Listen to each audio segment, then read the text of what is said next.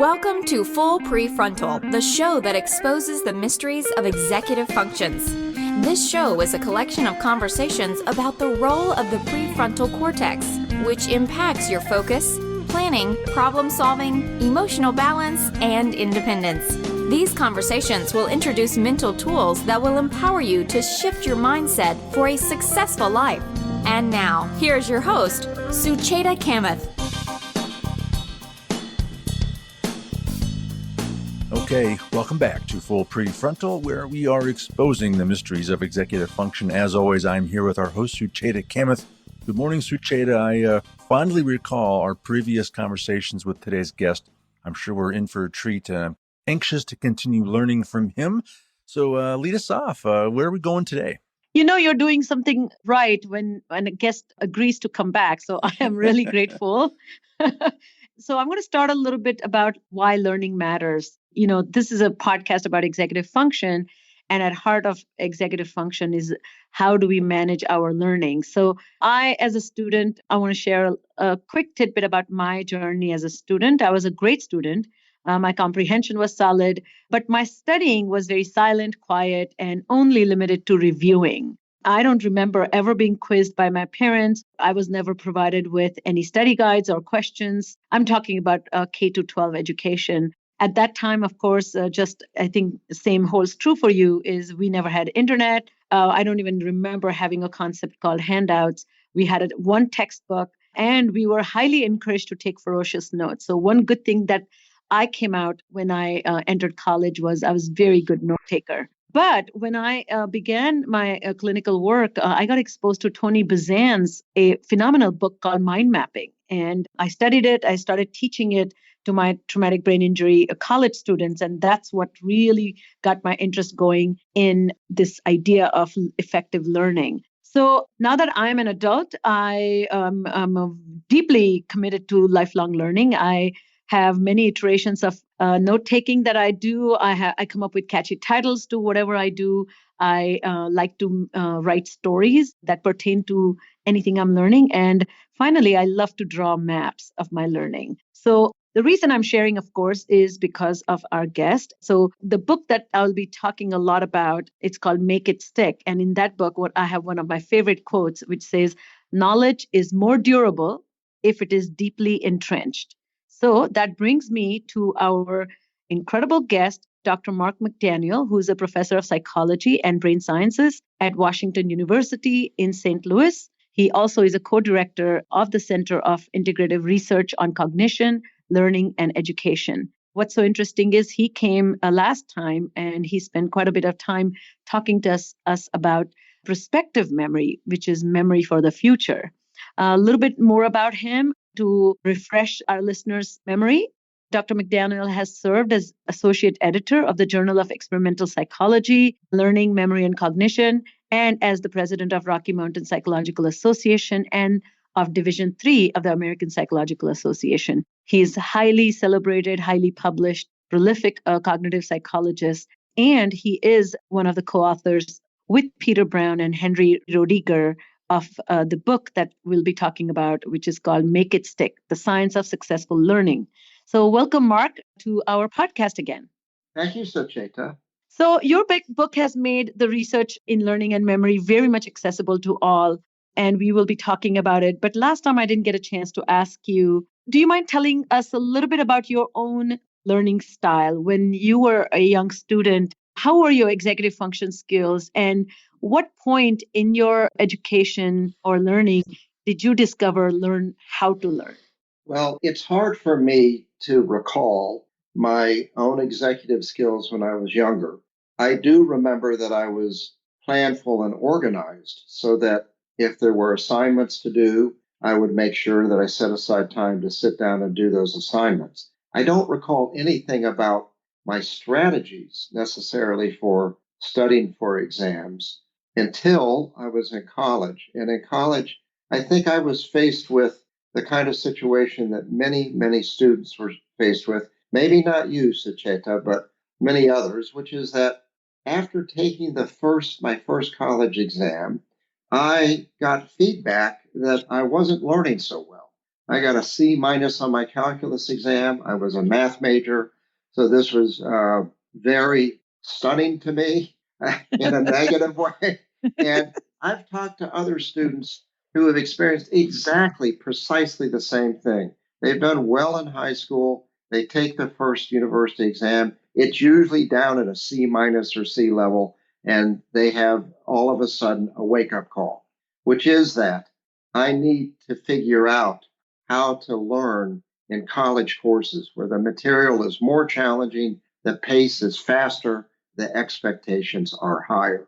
So it was at that point, I think, that I was stimulated to think more about learning and what I needed to do. And one thing that I remember is that in my math classes previously, it had been enough for me to look at how a problem was done and maybe practice it a little bit, and then I was fine.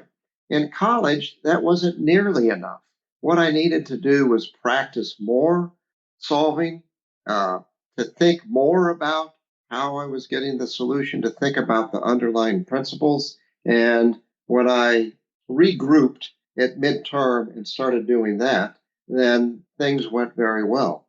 But one of the points that we make in the book, Make It Stick, and one of the things that I learned at that point was that learning is hard. Learning takes work. It's not something that automatically occurs. It's not something that we necessarily intuitively know how to do, but instead we do have to marshal purposeful strategies. In your world, Sujata, we can say that your executive system has to start to reflect on what you're doing, modify on what you're doing, and be strategic in how you go about learning. So that's when I learned how to do it. And then I refined the strategies and later understood that I needed to engage in retrieval practice in order to be able to recall and use information during exam times. And then, of course, you want to be able to use that information at later points in time. So in your own training in neuropsychology, clinical neuropsychology, you weren't studying just to do well on an exam. You were studying so that you would have the expertise to later on serve clients and serve people that you were interacting with, helping. I think your point is well taken. The most important thing, I think you said that it wasn't until you got the C minus that kind of shook you up a little bit to made you to introspect and take a look at your own approach to learning. And I always say, thank God for those failures, because only then we will begin to suspect our competence. And we will talk a little bit about that in our conversation today. Now, let me set the stage for this discussion. Can you quickly define for us what is learning and why learning is so sticky? And one thing you did mention that learning is hard and it takes work. And I love the word you have to marshal your strategies. I love that. So how do you, when you do this research in learning, how do you define it? When is learning considered completed? That's a complicated question, or maybe I should say it's a complicated answer. And it depends, I think, on what your criteria are. So if your criterion is that somebody needs to remember definitions of terms or definitions of new vocabulary, then learning would be completed when you're able to display memory for that information. If your definition is, I want somebody to be able to understand the general underlying principles of certain chemical or physical or biological aspects or processes that we're learning, then you might say that learning involves being able to demonstrate transfer from one particular context to another, to one particular instantiation of a problem to another. So in that case, somebody evaluating learning would say it's not sufficient to show me that you can remember how to solve the problem that we did in class. What I want, right? What I want you to be able to do is to apply and generalize and show that you can solve similar problems to the ones we did in class. So I think learning has different facets, and the way that we need to demonstrate it in our career, in the classroom and so on is going to more clearly define exactly what your objectives are when you're trying to learn particular content. Lovely. Thank you for clarifying that. Yes. And then there is also a simple things that how do we learn how to charge your phone? And then when you're at the airport and you don't have a cord, you have to take that and apply and borrow somebody's cord or something. So that kind of adaptive nature to it is not limited to content that on which you're tested. So the next question comes to my mind is, there are lots of, the field of learning is riddled with myths. Learners operate under the myth that misguides their learning, retention, and overall success. What interesting thing I came across as I read your book and your work, that you pointed out this idea that many of us harbor this notion that learning is, and the way we retain is intuitive to humans. But your work shows that it is not. It's in fact opposite of that. So can you share some of the myths that you have encountered as you began to study this as well as share this information? Yes, one big prominent myth. It can be captured in something known as the total time hypothesis. That hypothesis is that the more time you spend studying, or more particularly, the more time you spend recycling information through your working memory, the better chance that information has of being stored in long-term memory. Or to put it more succinctly, the more time you spend with the material, the better you're going to learn it. And that's a big myth. And it's one that seems to align with an intuition that we have, which is the more I study, the more I'm going to learn. And that myth gets reified in the popular literature. So, Sujata, I don't know if you are aware, but maybe 6 or 7 years ago, there was a series that some clearinghouse was writing up information, and then that was distributed to a consortium called Newspapers in Education, NIE. And so every month or so, the newspapers would print one of the pieces. And one I distinctly remember was that it was on how to prepare for a test. And it said, to prepare for a test, what you need to do is you need to study an item over and over and over again until it gets burned into your brain. And that is a huge myth, because we know from basic memory research, many, many studies show that if you just keep recycling information over and over again and working in memory, it does not get burned into the brain. It's a very superficial kind of processing that makes you feel as if you've learned the information, but in fact, objectively, when you take the test, you haven't. And this was one of my problems in this first test in college, was I just thought by just reading over and over again, I was going to learn the material and do well. Well, that is a big myth. That's not the way things work. So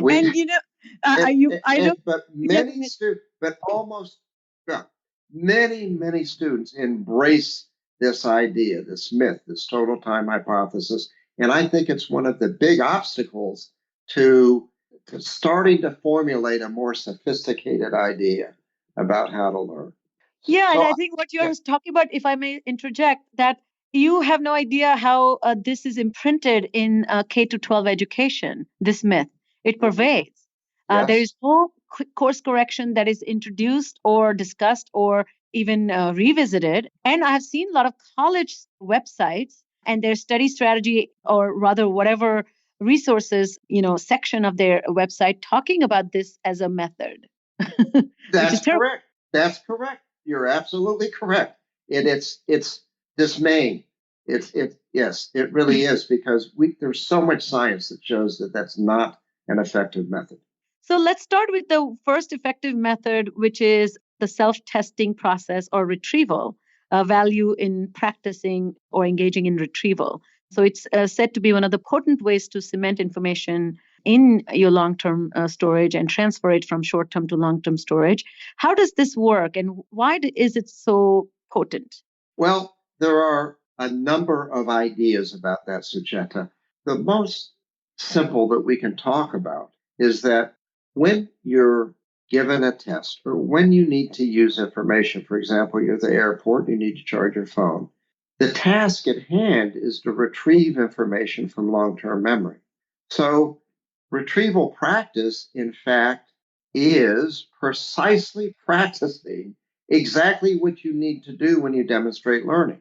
On the other hand, looking at things over and over is not the kind of practice you need in order to retrieve information about why a cell phone is losing charge, what it needs to have in order to recharge. Or similarly, in every test that you'll take, the demand is to retrieve information. In your professional life, many of the demands are to retrieve information from memory. So retrieval practice is, in fact, the exact, precise practice at what you're going to have to do later to demonstrate learning. So that's one way to look at it. To put it informally, in education, and most of us intuitively think the way to learn is to cram information into the head. But in fact, part of learning is learning how to get information out of the brain, get information out of long-term memory. So retrieval practice helps you learn that. When you fail at retrieval, you get a sense of what things that you haven't elaborated enough, things that aren't as richly understood as you would like. So retrieval helps you understand what you don't know in the most accurate way possible. Secondly, as you're retrieving information, you're reinforcing or developing pathways that allow you to retrieve that information. These can be cognitive pathways, they can be neural pathways. So you're forming the rich pathways needed to get to that information. Retrieval, and I'll say this very slowly, retrieval is not a neutral event. It's not a neutral process. Retrieval changes memory. It changes the brain. We think that it helps stimulate consolidation of information. So every time you retrieve, the idea is that memory trace becomes more labile and is open to further consolidation. So these are some of the reasons that retrieval helps. I like what you mentioned just now, that there is a somehow this self-directed problem-solving component to it. That where you need to recognize a need. So that means when you know a test is coming, you need to recognize that I will be required to retrieve. So let me do just dry run of that retrieval. And then also, once you try to retrieve and fail, then you say, uh-oh, maybe it wasn't learned in the first place. Exactly. And I love this last comment that you made, which is it stimulates consolidation. And I think that's such a powerful thing that only people in the cognitive neuroscience or cognitive psychology talk about that. But I see that completely absent from discussion in the field of education. So do you mind talking quickly about a consolidation process? Well, Sujata, that is something that I'm not as well versed in. That it involves neuronal activity. It involves neurons probably developing functional synapses, actually developing new dendritic material. So consolidation involves, well, I don't want to use the word consolidation again. It involves establishing these neural networks that give rise to information being stored in memory. So it creates, if you will, new neural pathways. So the nervous system has these temporary activations, and those are ongoing as you're maybe learning. But then these activations can be more permanently inscribed into memory as consolidation occurs, as synapses become functional, as new dendritic material gets formed, as new areas on the dendritic axonal interface become more functional. That's what consolidation is. So a more permanent storage of the information in your neuronal networks. And that's a superficial overview. The cognitive neuroscientists could give a much more detailed picture of that, but I think that's pretty accurate at a general level. So I think you're describing this process triggered my thought about this myelination process, which is kind of putting the layers on the neural endings and creating the conduction, expediting the conduction of electric impulse because no energy is lost in transaction. That process happens through consolidation. Next question was about this idea of practice essential for learning, but not all practices are created equal. So could you talk about the varied practice which seems to triumph the scene when it comes to strong learning? I sure can. So the idea is that, let me talk about motor skills because that's where this principle is most evident. The idea is that, let's say that if you want to shoot a free throw, you keep practicing the same distance from the basket over and over again. Or in hockey, if you want to learn how to take a pass and then pass it off to somebody else quickly, a one-timer, the idea would be in hockey practice, you have a coach who might stand at the blue line and send passes to the guy who's racing down the ice. They get a pass, they one-time it. So the idea is that we actually learn more and we're more able to be adaptive if we vary that practice. So, for example, the theory is that to learn to shoot free throws, you might be better off maybe shooting one a little bit closer to the basket, maybe shooting one a little bit farther from the basket. And through this varied practice, your system learns to gauge better how to make fine-grained movements to shoot the ball at the right distance. In hockey, the idea would be don't practice these one-timers receiving a pass from the same place. Have the coach move around to different places of the ice to give you that pass. That's going to reinstate really what the realistic situation is going to be. Plus, it gives you experience in handling the puck from different angles and different speeds and different distances. And so that variable practice it probably recapitulates better the natural situation in which you have to display that performance. But even if it doesn't, even going beyond what you expect in the natural context can produce better performance. So what am I basing these statements on? I'm basing them on a well-known study in which kids were taught to throw bean bags from a particular place on the floor to, say, 5 feet away. They were trying to hit a target. And I love that study. So you know this study, Sucheta. So yes. Yeah, do share though. There were two groups. There were two groups. One group of children was practicing at the distance that they were going to be tested on. Let's say 4 feet. Another group of children was practiced on 3 feet and 5 feet, but never practiced on the test distance of 4 feet. Then later, a day later or so, the kids come back and they're given the test and they're asked, try to hit this target 4 feet away with the beanbag. And the researchers measured how close the students were to the target. And the error, that is, the amount of distance students missed, was lower. That is, students missed by fewer inches when they were trained on 3 and 5 feet than when they were trained on 4 feet. In other words, training at variable distances, none of which mimicked the actual target distance, produced better performance than persistent training on the target distance. So that's the idea of variable practice. Vary the conditions of practice. It may not even have to include the eventual target you're going to be shooting for. And that's why I mentioned training free throws. And it can produce better motor performance. Wonderful. So is it possible to transfer this discovery to content learning that doesn't have the motor element? It's a good question. There's been a study on this. Roediger, who's my co-author at Make It Stick, with his graduate student, did a study where they had people trying to solve anagrams. One condition got the anagram, that is the scrambled letter order, in exactly the same fashion as it was presented at test. Another group practiced on the same target items. Say the word is elephant, but now the anagrams they practiced on were not the same rearrangements of letters as the rearrangement that was on the test. So that's the variable practice group. And that group solved more anagrams on the final test than the group that practiced on the very same letter rearrangements that was on the final test. So that's a direct analog to the beanbag study.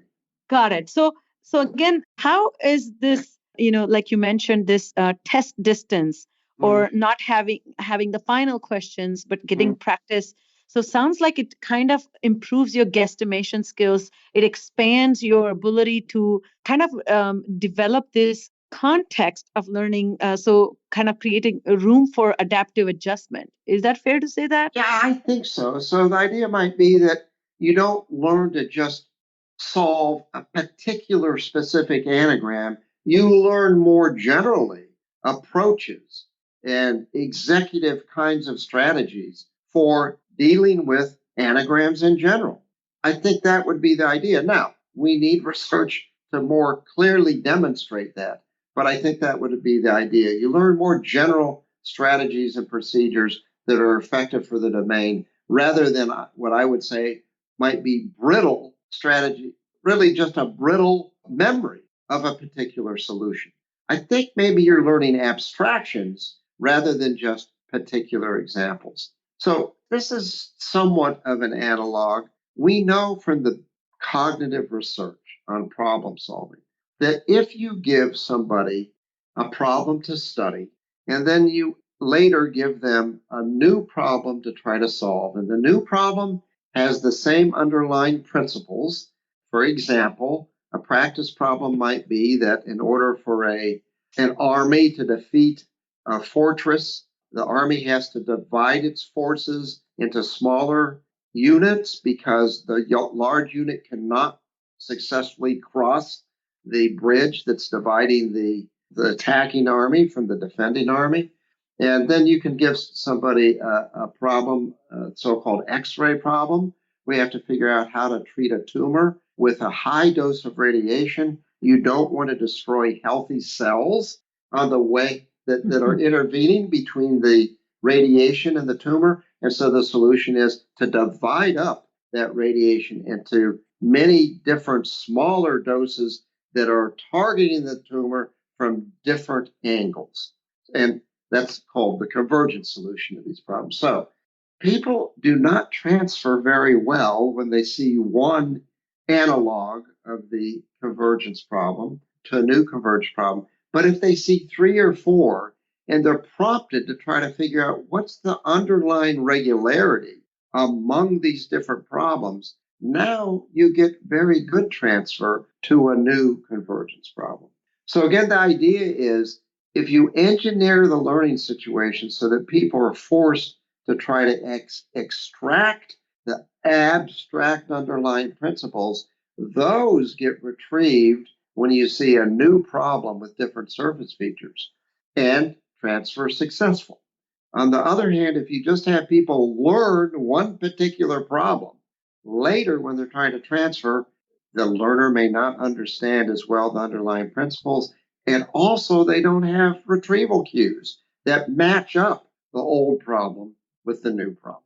So, yeah, and I think what's striking about this is you need decent amount of intelligence to do that, to abstract the fundamental principle that pervades information. I think that's when in my work I see that if you apply executive strategies, which is teaching learners to look at the information and the cohesion or similarity differences in the content, as well as kind of some sort of ways to thematically connect to the larger picture, they tend to do better. But as you mentioned, otherwise, I love this term brittle memory. Otherwise everything is going to collapse and won't sustain the pressures of time. Another thing that in your book you talk about with your co-authors is this idea of elaboration, connecting what you know to what you have seen or learned before, and then also connecting what you are learning to something in your life. Do you mind talking a little bit about that process and how that works and how it helps? There are several aspects of elaboration that are very important. And one is that elaboration can help make material more meaningful to you. So we do a little demonstration at schools that has people try to learn arbitrary relations between a particular actor and some action. So things like the bald man climbed the ladder, the nervous man got into the car, things like that.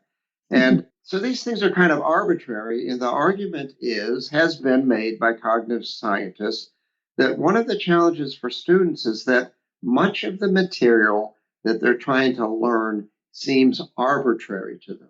Doesn't seem to have some logic to it. It doesn't seem to have much much sense to it, even though the expert has a very good sense that the information fits together in an organized, plausible, logical manner. The student's a novice and doesn't see those relations. So elaboration helps you relating it to what you already know, relating it to personal experience, relating the material, helps you make sense of the material, helps you make it less arbitrary, helps you understand it. So in our demonstrations, we say to the students, well, tell me why the bald man climbed the ladder. Well, Sujata, you might come up with a reason why the bald man climbed the ladder to reach his toupee in the closet. Now, that's not arbitrary anymore. Now that has some meaning. Now you've related it to real world kinds of regularities. And at that point, the information becomes well remembered. Understanding generates memory much more than does trying to memorize. So elaboration toward understanding leads to better memory. And that's one benefit of elaboration. That's a big benefit of elaboration.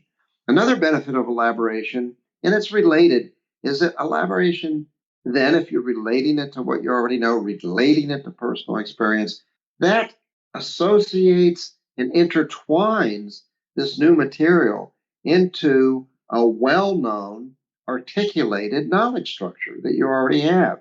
And so now you have lots of retrieval cues by which to retrieve that information. Instead of something that's kind of standing by itself, isolated in memory, you have something that's richly interconnected in your knowledge structure. And so retrieval becomes more straightforward. You have lots of ways now to help remember that information. So you create better understanding through elaboration, you create a richer retrieval structure essentially, and you then create information that's more easily retrieved and remembered. It becomes robustly encoded in a rich network rather than, as you said earlier, something that's brittle and kind of stands alone. Wow. Yeah, and I think what you mentioned, I love this idea that why did the bald man climb the ladder to reach the toupee? I think this, if every teacher kind of brought the student to do this for themselves, that will be, and then that becomes that process that they can inculcate for themselves and begin to form meaning. My favorite example I often give is when the teacher shows a video as part of history class or language arts class, whatever the class may be. And at the end, if you ask students, why did the teacher show you the video? They often say, because she can get a break.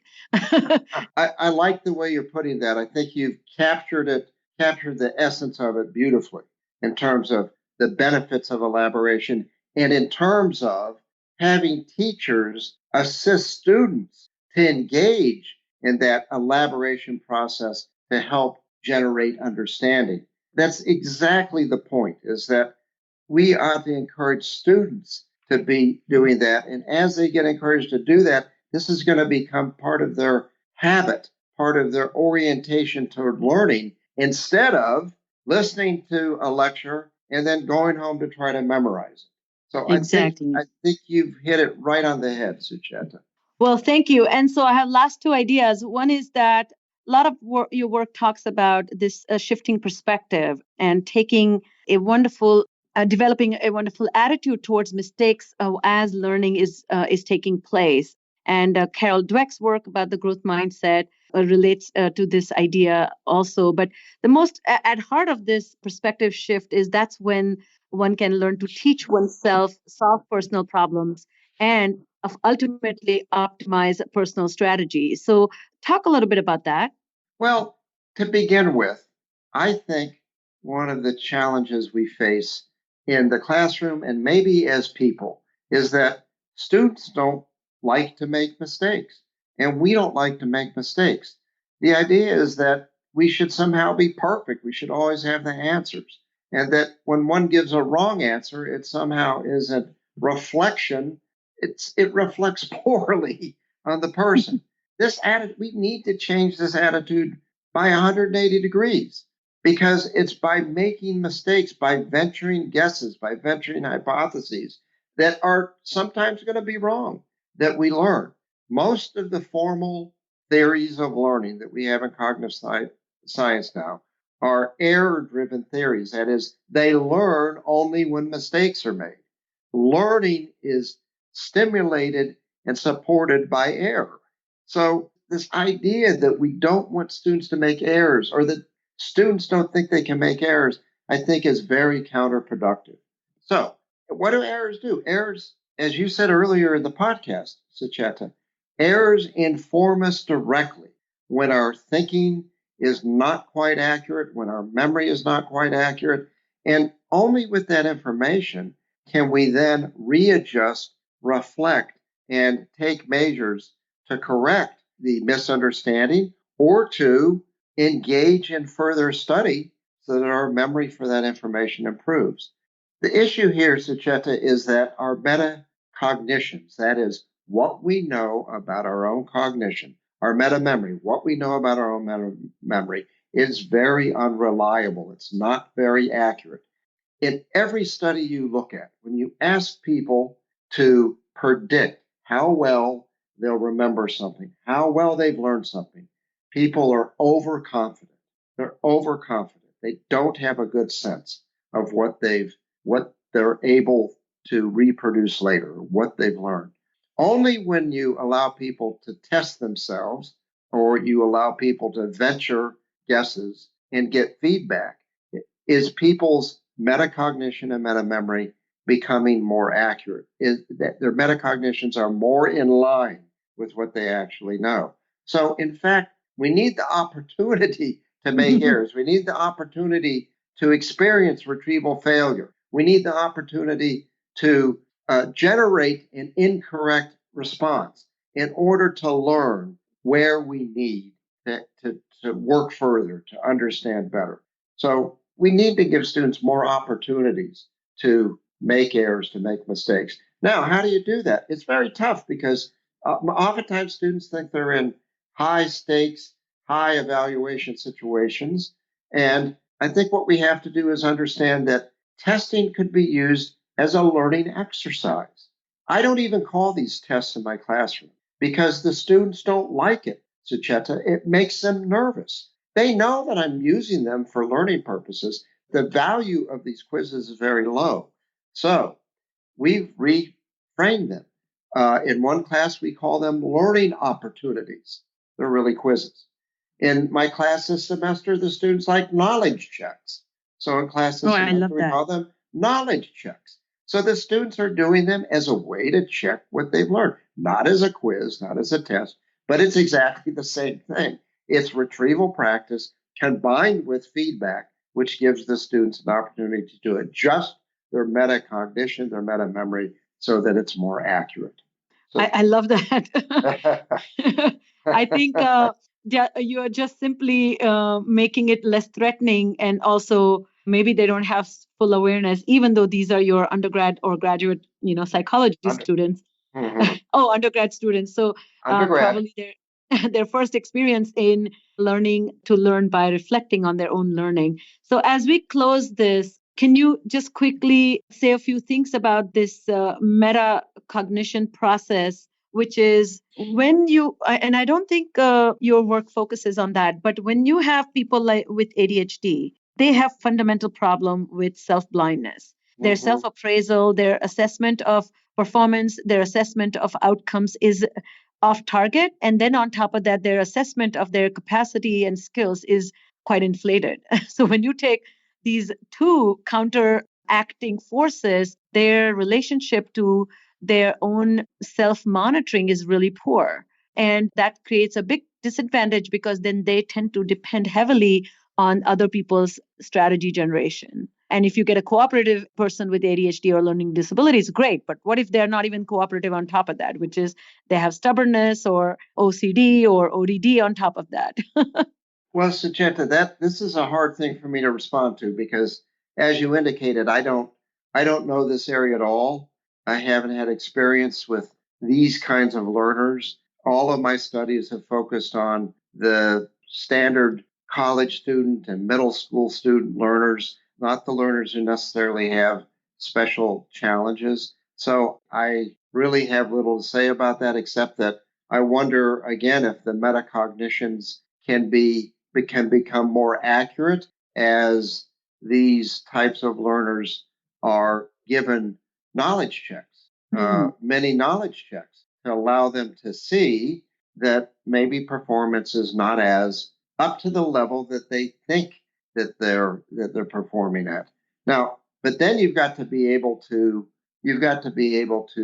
use that information to accurately adjust your metacognition. And I'm not sure whether that's happening at all either. But I think the first thing is you got to give a lot of external knowledge checks, externally generated probably to begin with knowledge checks, so that everybody needs to see firsthand exactly where their performance level is relative to what their metacognition is judging. Yeah, I think that is a in fact exact strategy that research in TBI and concussion and ADHD shows. So you hit the nail on its head again. So I really appreciate, Mark. I think this was such a meaningful conversation. In closing, if you have any advice to educators regarding what should they do in terms of prioritizing in cinching learning for students, that'll be great. And I personally learned a lot from your work as well as